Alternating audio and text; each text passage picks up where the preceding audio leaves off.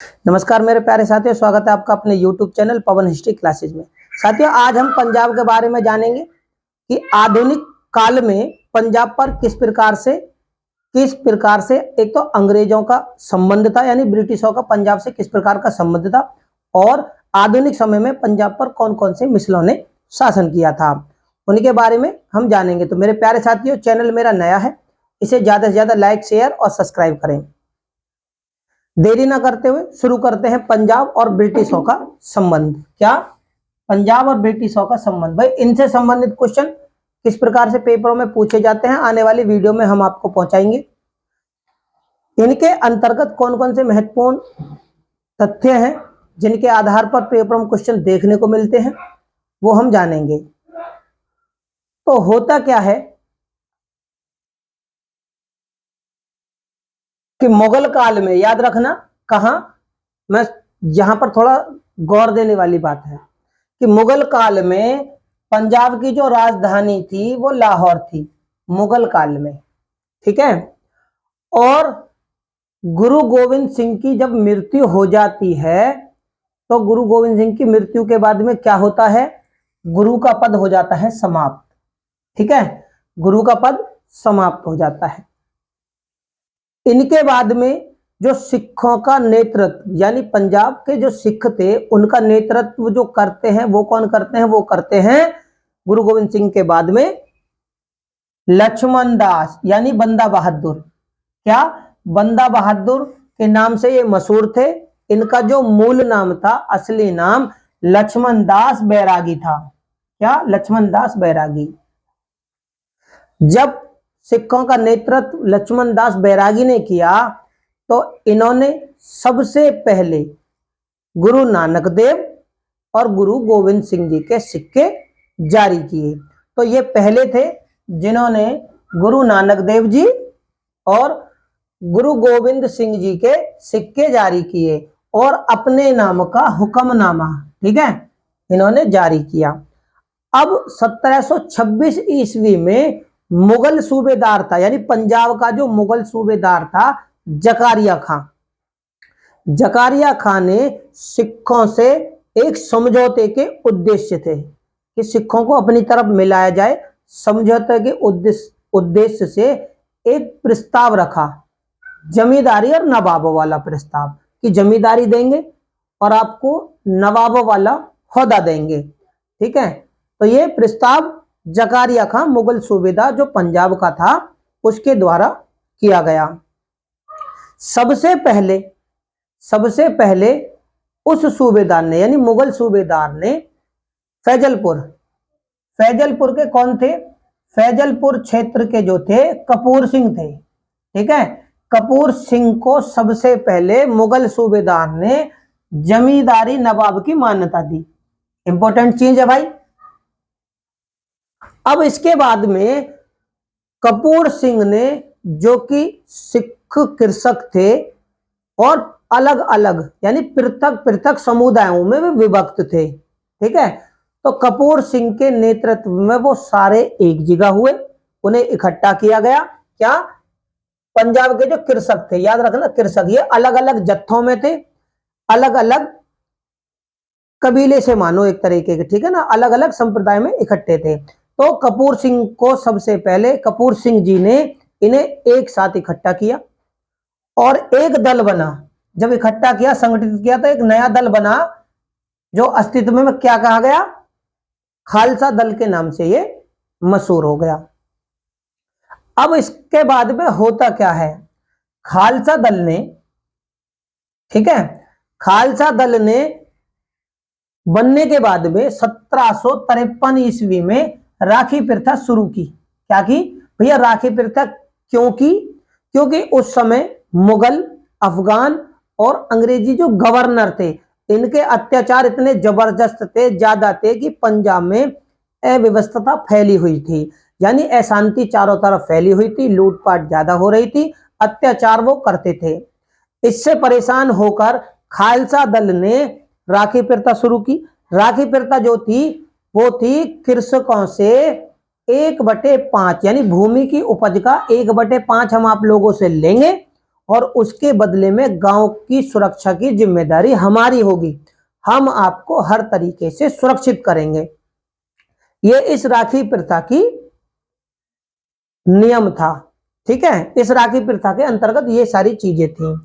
अब 1764 ईस्वी में क्या होता है, अफगान आक्रमणकारियों के प्रभाव को खत्म करने के लिए, समय क्या 1764, ठीक है, ये याद रखना। तो सरदार जो थे, सिख जो थे, खालसा दल ने क्या किया, तेग और फतेह, तेग और फतेह का क्या दिया, नारा दिया। ठीक है, नारा आप याद रख लेंगे कि टैग और फतेह का नारा दिया, और चांदी के जो सिक्के थे इन्होंने प्रचलन किए, यानी शुरू किए। इससे मालूम चलती है कि सिक्कों का अब प्रभुत्व पंजाब में स्थापित हो चुका था, क्योंकि अब इन्होंने अपने सिक्के जारी कर दिए। अब इधर होता क्या है, कपूर सिंह के बाद में जो पंजाब का नेतृत्व करते हैं, यानी सिखों का नेतृत्व करते हैं, वो रणजीत सिंह करते हैं, रणजीत सिंह। अब होता क्या है, अहमद शाह अब्दाली का एक पोत्र था, पोता अहमद शाह अब्दाली का, वो काबुल का शासक था, लेकिन पंजाब का स्वामी अपने आप को मानता था, और उसने पंजाब पर कई बार आक्रमण भी किए थे। उसका नाम था जमान शाह, याद रखोगे, जमान शाह। इसने अपने प्रभुत्व को स्थापित करने के लिए 1798 ईस्वी में क्या किया, पंजाब पर आखिरी बार आक्रमण किया था, और पंजाब से लौटते समय यानी वापस जाते समय इसकी कुछ तोपें चेनाब नदी में गिर गई थी। जब चेनाब नदी में गिर गई तो रणजीत सिंह जी ने वो तोपें निकलवाई और उन्हें काबुल भेज दिया, यानी जमान शाह के पास में। तो तोपें भेजने के उपलक्ष्य में जमान शाह ने देखी कि भाई तुमने तोपें भेजकर हमारी सेवा की है, तो इससे वो हो गया खुश हो गया। तो उसने फिर क्या करा कि 1799 ईस्वी में, सॉरी 1799, चेनाब नदी होगी जिसमें वो तोपें गिरी थी, तो उस जमान शाह ने ही, काबुल के शासक ने रणजीत सिंह जी को राजा की उपाधि दी और इन्हें लाहौर पर अधिकार करने की मान्यता भी दे दी। अब ये कौन थे रणजीत सिंह, ये सूकर चकिया, याद रखना, सूकर चकिया मिसल के जो प्रधान थे उनका नाम था महासिंह, ये महासिंह जी के पोते थे रणजीत सिंह।